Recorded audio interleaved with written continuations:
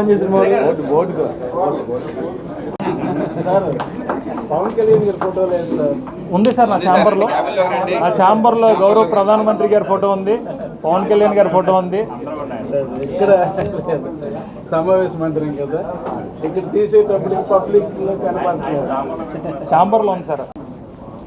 నా ప్రాణ సమానమైనటువంటి మీడియా మిత్రులందరికీ కూడా పేరు పేరున నమస్కారాలు. తెలుగుదేశం పార్టీ జాతీయ అధ్యక్షులు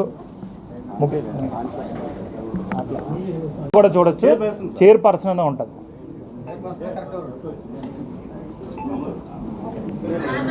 సమానమైన మీడియా మిత్రులందరూ కూడా పేరు పేరున నమస్కారాలు.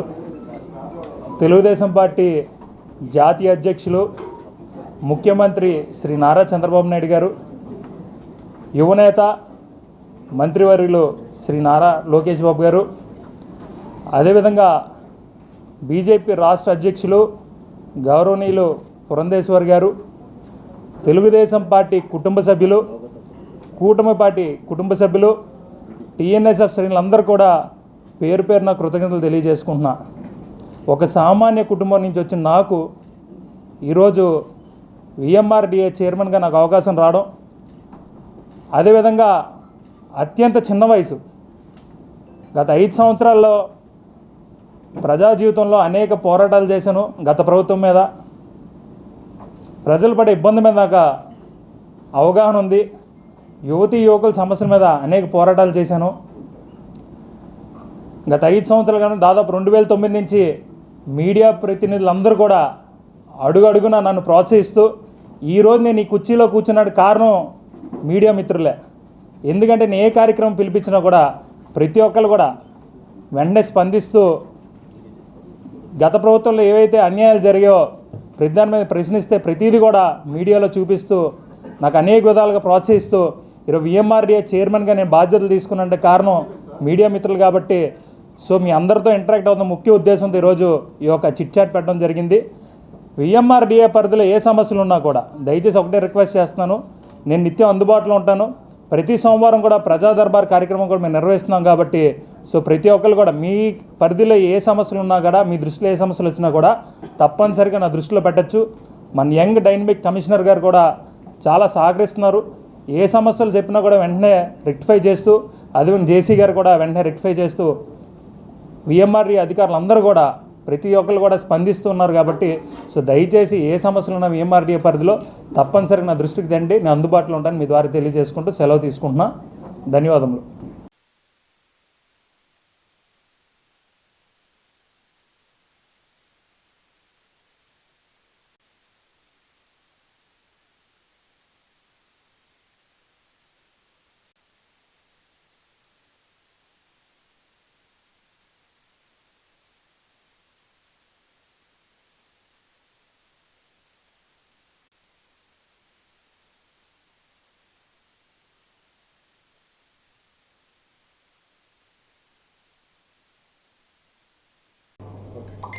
ఉత్తరాంధ్ర జిల్లాలకి చాలా ప్రతిష్టాత్మకమైనటువంటి విఎంఆర్డిఏ గతంలో చూసుకున్నట్టయితే కనుక ఉడాగా ఉండేది. అయితే విఎంఆర్డిఏగా పరిణితి చెందిన తర్వాత అదేవిధంగా చూసుకున్నట్టయితే కనుక గత ఉడా చరిత్ర అంతా కూడా చాలా కురువృద్ధులకు మాత్రమే అలంకరించినటువంటి ఈ చైర్మన్ పదవిని అయితే మాత్రం ఇప్పుడు ఒక నవ యువకుడు అదేవిధంగా పార్టీకి కట్టుబడి ఉండడం, అదేవిధంగా చూసుకున్నట్టయితే కనుక చంద్రబాబు తనపై ఉంచిన నమ్మకాన్ని కూడా మరింత నిలబెట్టుకునేందుకైతే మాత్రం ముందుకు సాగుతారంటూ కూడా ఇప్పటికీ నిరూపించిన వ్యక్తిగా అయితే మనం తెలుస్తున్నటువంటి చైర్పర్సన్ విఎంఆర్డిఏ చైర్పర్సన్గా ఎంవి ప్రణవ్ గోపాల్ అయితే మనకు ఛార్జ్ తీసుకోవడం జరిగింది. దీనికి సంబంధించి ఈయన మనతో పాటు ఉన్నారు. ఈయన మరిన్ని విషయాలు అడిగి తెలుసుకుందాం.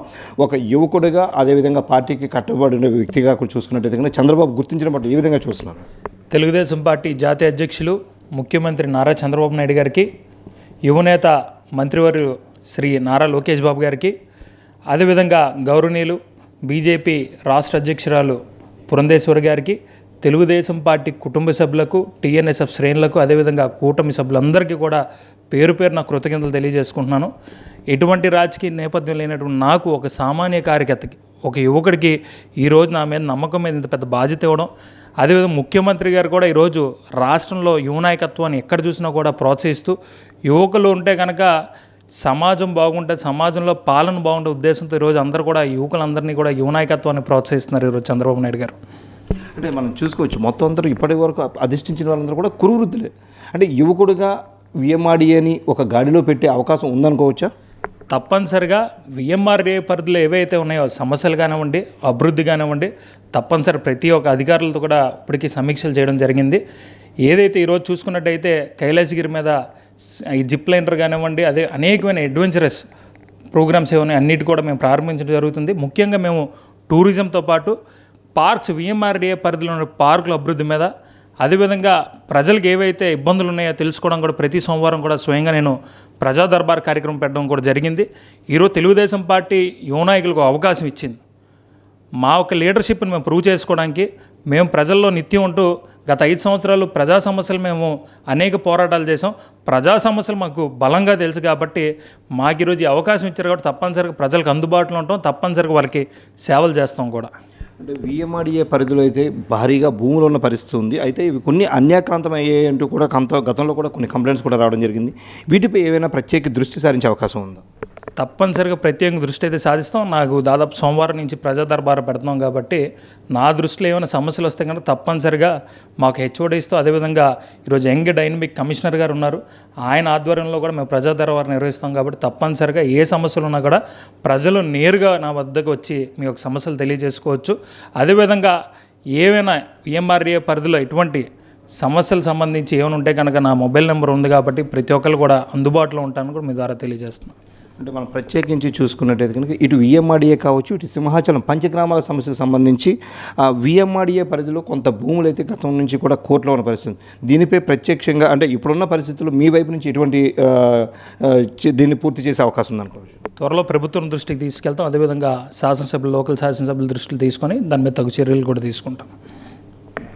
చూడొచ్చు, ఏదైతే యువకుడు అయినటువంటి తను ఒక సామాన్య కార్యకర్త నుంచి ఈరోజు ఈ స్థానం వరకు వచ్చారని, అయితే ప్రైమ్ లైన్ నుంచి అయితే మాత్రం మరిన్ని ఉన్నత పదవులు ఆశించాలంటూ కూడా మనం కూడా చెప్తున్న పరిస్థితి అయితే ఉంది. అయితే రానున్న రోజుల్లో టీడీపీ కావచ్చు, ఇటు జనసేన కావచ్చు, ఇటు బీజేపీ కూటమి ప్రభుత్వం అయితే మాత్రం యువకులను ప్రోత్సహిస్తుందని, అదేవిధంగా కూటమి ప్రభుత్వం ఇటువంటి వ్యక్తులను గుర్తించడం పట్ల అయితే మాత్రం సర్వం కూడా హర్షం వ్యక్తం చేస్తున్న పరిస్థితి మనకి కనిపిస్తుంది. కెమెరా పర్సన్ మురళితో DB Naidu, prime line news, Visakha.